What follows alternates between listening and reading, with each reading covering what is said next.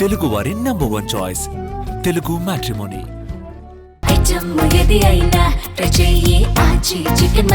ఆచి చికెన్ మసాలా. ప్రకాష్ రాజ్ పై బండ్ల గణేష్ ఎటకారం, ఇది మామూలు ఎటకారం కాదు. ఓ విధంగా చెప్పాలంటే గోదావరి ఎటకారం లాంటిదే. అఫ్కోర్స్ బండ్ల గణేష్ గోదావరి కాకపోయినా ఆ రేంజ్ తరహాలోనే ఈ ఎటకారం ట్వీట్ ఉంది. ఇంతకీ ఆ ట్వీట్ ఏంటో మీకు చదివి వినిపించి ఆ తర్వాత మనం విశ్లేషణ చేసుకుందాం. Good morning Prakash Rai alias Prakash Raj గారు, మీ ట్వీట్ కోసం అందరం ఆసక్తిగా ఎదురు చూస్తున్నాం. ఇంకా మీ అకౌంట్లో డబ్బులు పడలేదా ఏమో, ఒకసారి అకౌంట్ చెక్ చేసుకొని పడిన వెంటనే మీ ట్వీట్ కూడా వస్తుందని ఎదురు చూస్తున్నాం అని తెలుగులో కన్నడలో 2 భాషల్లో కూడా ట్వీట్ చేశారు. ఇది ఎటకారమే అయినా మామూలుగా లేదు ఇక్కడ. ఎందుకంటే జనరల్గా ప్రకాష్ రాజ్ జస్ట్ ఆస్కింగ్ అని అంటూ అనేక సందర్భాల్లో సంబంధం ఉన్నా లేకపోయినా పవన్ కళ్యాణ్ గారినే టార్గెటెడ్గా ట్వీట్ల మీద ట్వీట్లు చేస్తూ ఉంటాడు. మరి ఈ ప్రకాష్ రాజా ట్వీట్ రాజా లాగా ఆ రకంగా చేసే ఇతను మరి ఏ రోజు ఏ విషయం పైన కూడా మిగతా ప్రభుత్వాలు ఉన్నప్పుడు కానీ ఏ విషయంలో మన ట్వీట్ అనేది లేదు. ఎందుకు అలాగా అంటే సెలెక్టివ్గా టార్గెటెడ్గా మాత్రమే ట్వీట్ చేస్తారా? మీరు కనుక గమనించినట్లయితే ఇప్పుడు ఫర్ ఎగ్జాంపుల్ చెప్తాను, తమిళనాడులో ఒక ఎమ్మెల్యే, డిఎంకే పార్టీకి సంబంధించిన ఎమ్మెల్యే ముఖ్యమంత్రి గారిని అలాగే హీరోయిన్ త్రిషాను ఉద్దేశించి ఒక వ్యాఖ్య చేశాడు. ఆ వ్యాఖ్య చేసినందుకు గాను పోలీసులు కేసు పుటప్ చేస్తే బెయిల్ కూడా రాలా కోర్టులో, ఆయనకి అరెస్ట్ చేశారు ఎమ్మెల్యేని.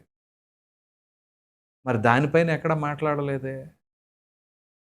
పోనీ తెలంగాణలో అనేక రకాలైన అంశాలు ఉన్నాయి, దానిపైన మాట్లాడలేదే. కేవలం ఆంధ్రప్రదేశ్కి సంబంధించిన రాజకీయాలపైన ఎందుకు మాట్లాడుతూ ఉన్నాడు? పైగా పోనీ ఆంధ్రప్రదేశ్ రాజకీయాలపైన మాట్లాడవచ్చు. ఎప్పుడు ఏ ప్రభుత్వం ఉన్నా ఆ ప్రభుత్వ లోటుపాట్లను ఎత్తి చూపించే హక్కు ప్రతి ఒక్కరికి ఉంటుంది ఒక భారతదేశ పౌరుడిగా. మరి ఏ రోజు కూడా జగన్మోహన్ రెడ్డి అధికారంలో ఉన్న సమయంలో ఒక్క ట్వీటు లేదు, ఒక్క మాట లేదు. ఎందుకని? అప్పుడు మాట పడిపోయిందా, నోరు పడిపోయిందా, లేకపోతే ట్వీట్ చేయడానికి చేతులు రాలేదా అని ప్రశ్నలు కూడా తలెత్తుతూ ఉన్నాయి. మరి ఇటువంటి పరిస్థితుల్లో పవన్ కళ్యాణ్ అంటేనే ఎందుకు అటువంటి అక్కసు అనే ప్రశ్నలు అనేక సందర్భాల్లో చాలామంది మిమ్మల్ని ప్రశ్నిస్తూ ఉన్నారు. మరి ఇప్పుడు ఈ ప్రశ్న అనే జోసెఫ్ అనబడే వ్యక్తిని ఎప్పుడైతే ఆయన్ని అనేక స్టేషన్ల చుట్టూ తిప్పుతూ కేసులు పెట్టిన తర్వాత చివరికి నెల్లూరు జైల్లోకి వెళ్ళిన తర్వాత ఏమిటి ఇది, ఈ రివెంజ్ పాలిటిక్స్ ఏంటి అని చెప్పేసి, అసలు ముందు మీ రివెంజ్ ఏంటి?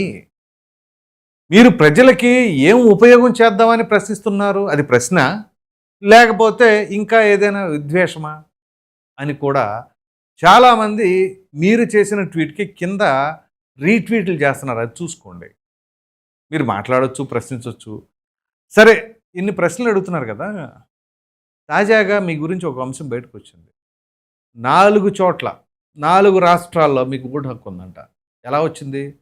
సరే, ఎలక్షన్ కమిషన్ పొరపాటు అనుకుందాం, మీకు ఉండాలి కదా ఆ మినిమం రెస్పాన్సిబిలిటీ అనేది. ఖచ్చితంగా ఒక పౌరుడిగా ఎక్కడో ఒక చోట ఓటు ఉండాలా. మీకు 4 రాష్ట్రాల్లో 4 చోట్ల ఓటు హక్కు ఎలా ఉందండి? అంటే మీరు అంత ఇర్రెస్పాన్సిబుల్ సిటిజన్ లాగా ఉంటున్నారా? లేకపోతే ఎలక్షన్ కమిషన్ల యొక్క లూప్ హోల్స్ ఏంటి అని చెప్పి చూపించాలనుకుంటే వాళ్ళు పట్టుకున్నది కాదు, మీరే చెప్పాలి. ఇదిగో చూడండి, నేను ఒక్కడిని, నాకు 4 చోట్ల ఓట్లు ఉన్నాయి, ఏంటి ఎలక్షన్ కమిషన్ ఏం చేస్తుంది అని చెప్పేసి మీరు అది బయట పెట్టి ప్రశ్నించాలి. అబ్బే అలాంటివి ఉండవు. వాళ్ళు మీకు 4 చోట్ల ఓటు ఉందని బయట పెడితే అప్పుడు ప్రజలకు తెలిసింది అది. మరి మీ బాధ్యత ఏమైంది? మీరు ఒక పర్సెప్షన్లో పదే సెలెక్టివ్గా కొంతమందిని తీసుకొని వాళ్ళ వరకే వాళ్ళ విషయాలు, ఇటీవల ఈ రావణ్కి మీకు మధ్య జరిగిన ఫోన్ సంభాషణను కూడా బయట పెట్టారు ఎవరు, మంత్రి కందుల దుర్గేష్. పోనీ దానికి సమాధానం చెప్పండి. అవి చెప్పరు. కానీ మనం పవన్ కళ్యాణ్ గారి పైన మాత్రం విపరీతంగా ట్వీట్ల దాడి. ఏంటంట అంత ఇది? మరి చెప్పండి, మీ ఇద్దరి మధ్య ఉన్న ఆ డిఫరెన్సెస్ ఎందుకు వచ్చినాయి? సరే, దానివల్ల ప్రజలకి ఏంటి ఉపయోగం? అసలు ఇప్పుడు మీరు చేస్తున్న ట్వీట్ల వల్ల ప్రజలకు ఏమైనా ఉపయోగం ఉంటుందా? అనవసరంగా అన్రెస్ట్ క్రియేట్ చేయడానికి కాకపోతే నక్సలైట్లని లేకపోతే నక్సలైట్ల ఎన్కౌంటర్లని సమర్థించేవాడు, శ్రద్ధాంజలి ఘటించేవాడిని మీరు సమర్థిస్తున్నారు అంటే మీ భావజాలం కూడా అదేనా? పోనీ అదేమిటి అంటే సనాతన ధర్మం అని దాని మీద మీ కౌంటర్లు, లేదు హిందుత్వం మీద మీ కౌంటర్లు.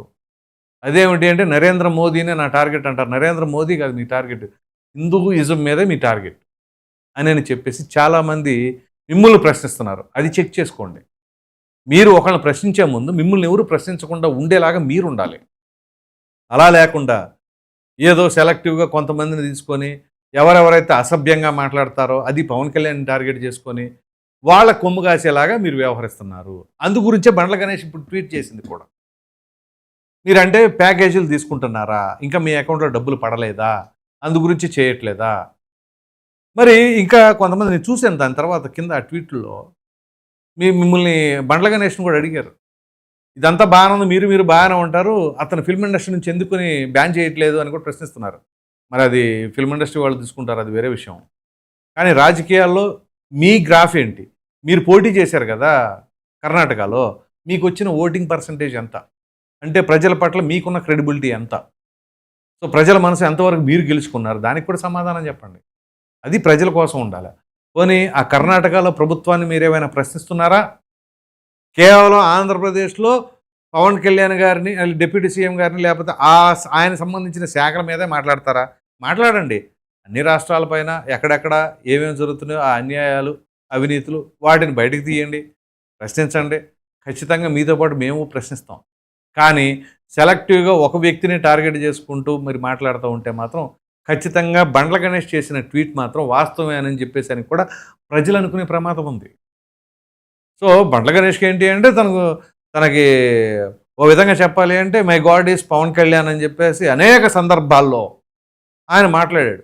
కాబట్టి ఆయన దేవుడిని ఎవరైనా ఏదైనా అడిగితేనా లేకపోతే ఏదైనా అన్నా ఆయన తట్టుకోలేడేమో. అందుగురించే ప్రకాష్ రాజ్ పైన ఈ రకమైన ఎటకారపు ట్వీట్లు పెట్టి ప్రశ్నలు ఈయన కూడా అడుగుతున్నారు. మరి దీనికి సమాధానం చెప్పండి. వాళ్ళకి వీళ్ళకి మీరు అడగడం కాదు, మిమ్మల్ని అడిగిన వాళ్ళని కూడా మీరు సమాధానాలు చెప్పాలి కదా, అది మీ బాధ్యత కదా. మరి అటువంటి బాధ్యత గల వ్యక్తిగా మీరు ఎంతవరకు సమాధానాలు చెప్తున్నారు అని కూడా ప్రశ్నలు తలెత్తుతూ ఉన్నాయి. సో మీ విధానాలు, మీరు రాముల వారి గురించి మాట్లాడేది, ఇవి మీ కామన్ పాయింట్స్ చూడండి. మీ ఎజెండాలు, రావణుడు అదే మాట్లాడతాడు, మీరు అదే మాట్లాడతారు. ఏ రకమైన రామాయణం పైన ఎంత గ్రిప్ ఉందని ఏమి తెలిసినా ఆ రకంగా కించపరిచేలాగా మాటలు ఉన్నాయి. మరి సో ఎంతోమంది హిందువుల మనోభావాలను దెబ్బతీసేలాగా మీరు మాట్లాడుతున్నారు అని అంటే ఖచ్చితంగా దీనిపైన కేంద్ర ప్రభుత్వం కూడా ఒకసారి ఆలోచించాలి.